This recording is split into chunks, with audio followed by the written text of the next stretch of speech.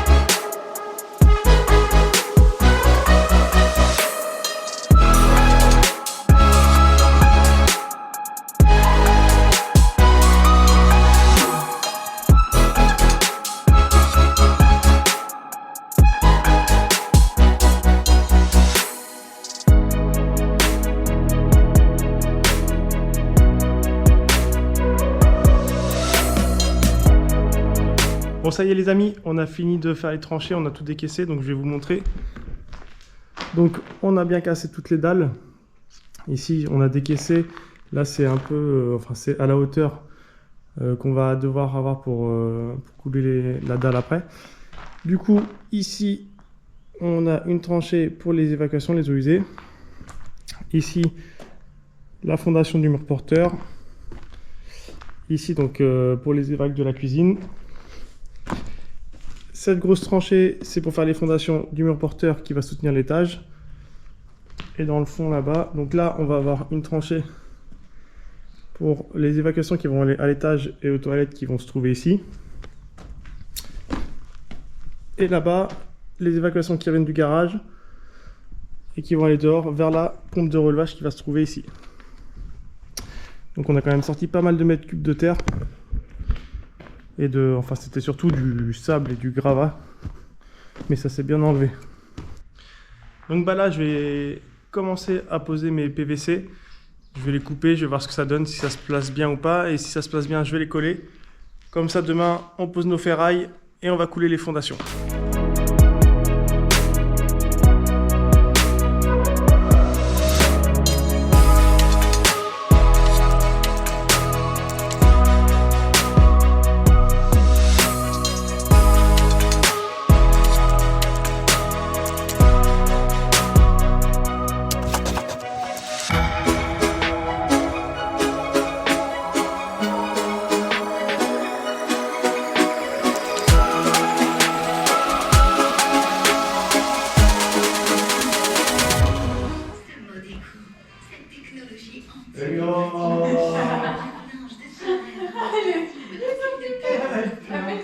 Gaïa, Gaïa, Gaïa,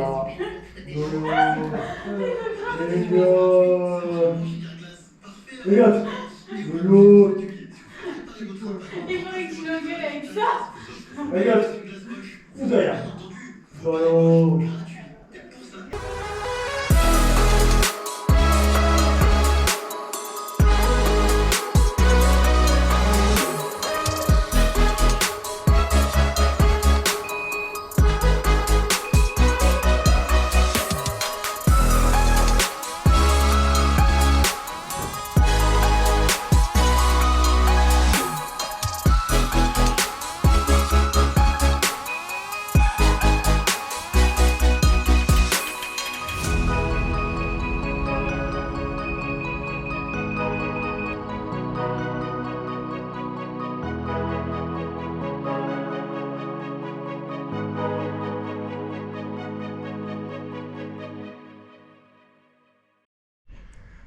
Donc là j'ai mis la première ferraille, hop, elle était un peu trop courte, du coup j'ai rallongé avec une chute que j'avais.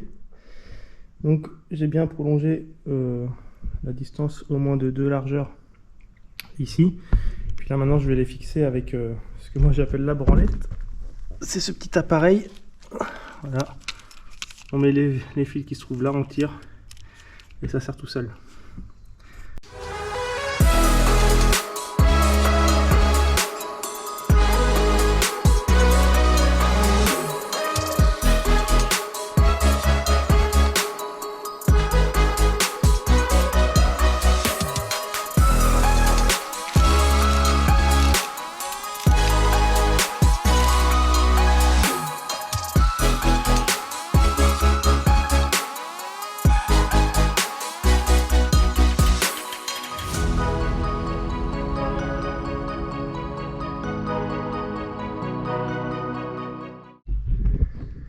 Bon allez, ça va être bon pour ce soir. Demain, je ferai mes niveaux. Là, j'ai bien raccordé les deux avec les fils à ligaturer. Il me reste juste là-bas la ferraille à mettre, faire mes niveaux et comme ça on pourra couler demain. Ça y est, pour vous, c'est déjà demain. Du coup, aujourd'hui, on va finir de mettre nos ferrailles derrière. On va sortir nos poteaux, je vous l'avais pas dit hier. Donc je vais fixer les poteaux. Il me reste juste la petite ferraille à mettre ici. Et puis comme ça, cet après-midi, on va couler. Donc c'est cool. Allez, c'est parti! Je vais devoir creuser un peu cette tranchée-là parce qu'on est beaucoup plus haut ici que là-bas. Mais là, c'est des rochers. Hein. Bon, on a l'habitude. Donc je vais prendre le marteau-piqueur, je vais creuser un peu au marteau-piqueur pour mettre tout à plat. Et comme ça, je vais pouvoir mettre la ferraille.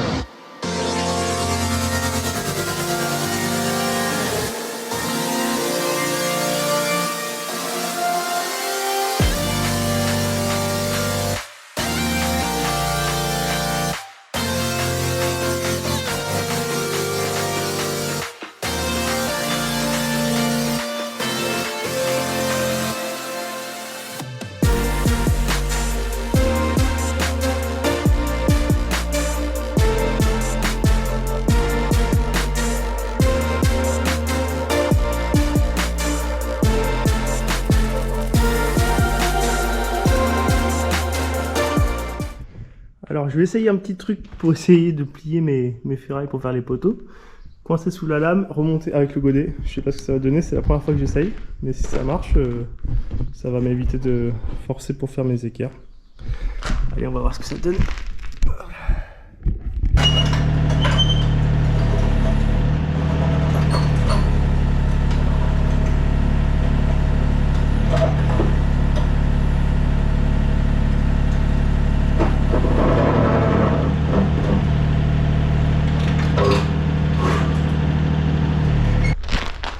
Bon bah, je suis plutôt content du résultat, ça marche plutôt bien. Allez, je vais les installer sur les ferrailles.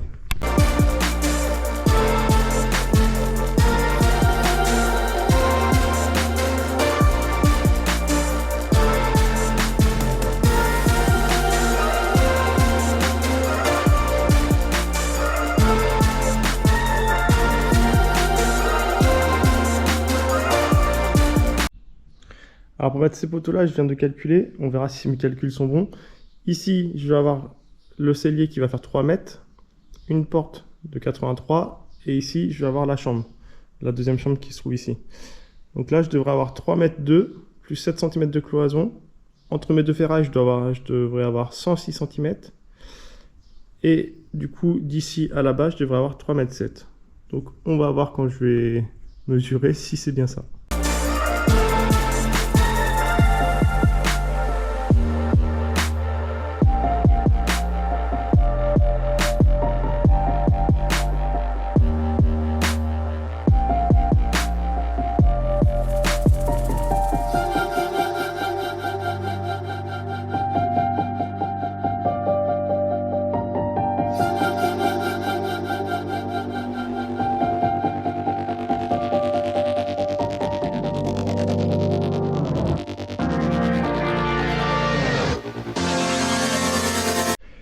Donc mes calculs étaient bien bons, j'ai bien ma bonne distance ici, j'ai bien mes 106 cm entre les deux. Et là j'ai bien mes 3 mètres, plus les cloisons que j'ai bien comptées, donc c'est nickel. Allez, on va aller manger, cet après-midi, on attaque le béton.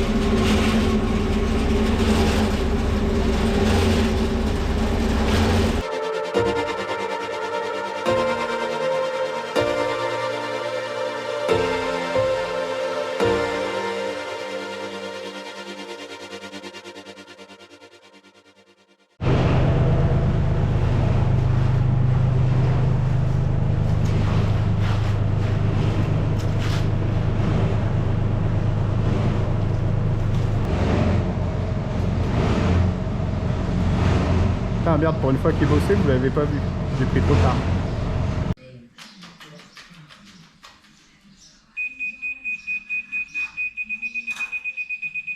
Je suis sur la plaque.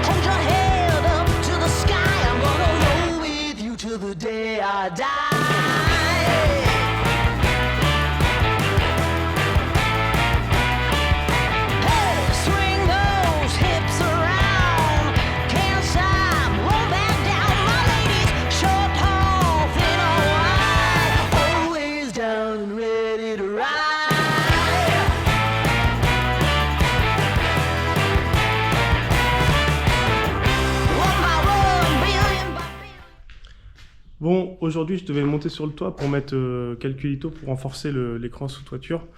Mais il fait vraiment trop chaud, du coup je vais m'attaquer aux parpaings qui sont derrière.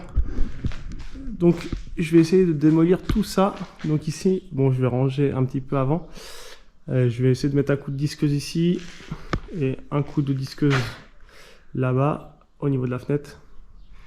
Comme ça je vais essayer de démolir tout ça ici pour pouvoir commencer la maçonnerie.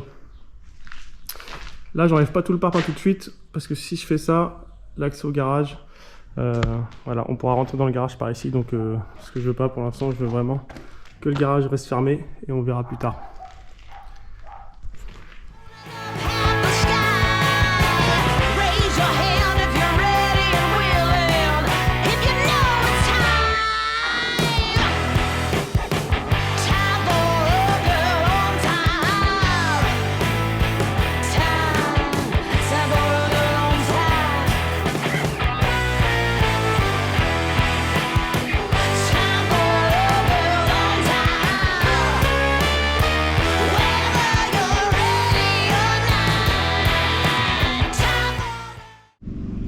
Donc je vous explique pourquoi je vais casser ce mur. Donc déjà c'est du parpaing de 15 cm, donc c'est pas épais. En plus il est posé juste sur une dalle, il n'y a pas de fondation. C'est juste un mur pour fermer en fait, il supporte rien. Donc moi je vais tout démolir. Je vais garder le poteau ici, hein, bien sûr, qui tient la ferme. Et je refais une fondation et je vais tout remonter en pierre avec une baie vitrée qui sera ici, une autre baie vitrée qui sera ici. Bon, je vais casser au milieu ici derrière. Et après je fais mes 2 coups de disqueuse et je vais essayer de le faire tomber avec la mini pelle.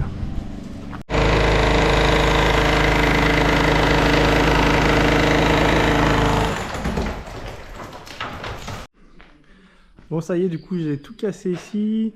Là j'ai cassé au marteau piqueur et j'ai coupé mes ferrailles. J'ai fragilisé en bas, là j'ai traversé. Et j'ai coupé là-bas aussi avec les ferrailles. Donc maintenant je vais essayer de venir par derrière, mettre un coup de godet, voir si ça tombe. Donc, je pense que vu comment ça bouge déjà, ça va tomber facilement.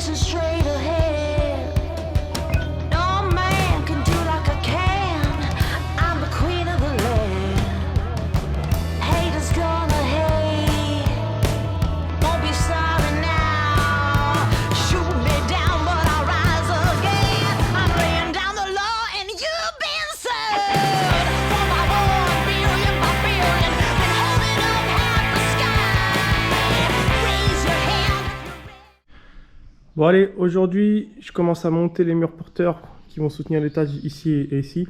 Je vais les monter sur environ 3 rangs. Comme ça après je vais pouvoir coller mes PVC, les mettre de niveau et en fait je vais tout remblayer ici. Comme ça je vais pouvoir m'attaquer à cette partie là et j'aurai plus besoin de venir ici avec la mini pelle. Allez go!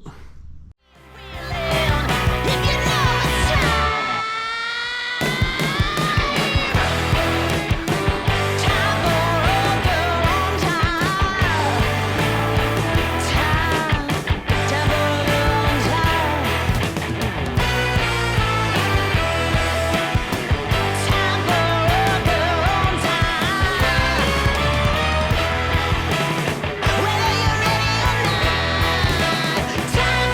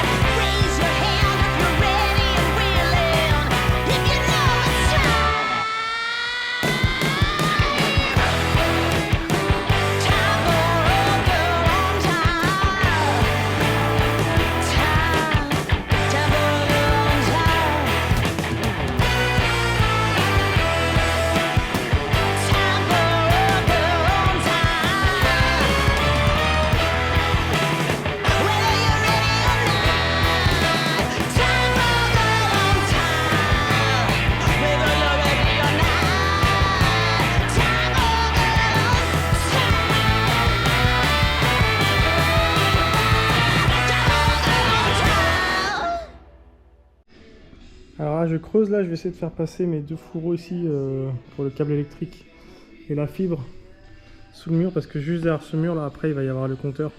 Donc il faut que je creuse pour le passer en dessous. Et après, vu que toutes mes évacs sont passées, je vais juste vérifier que ce soit bien étanche. Et je remets tout à plat.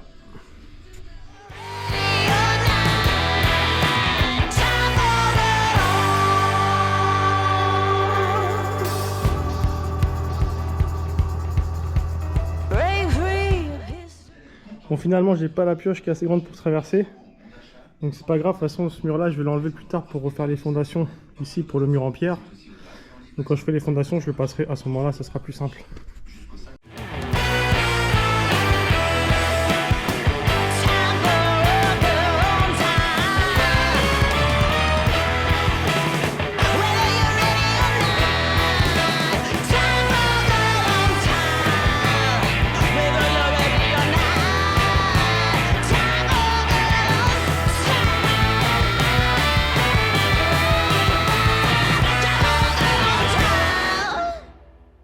Et voilà les amis, c'est tout pour aujourd'hui.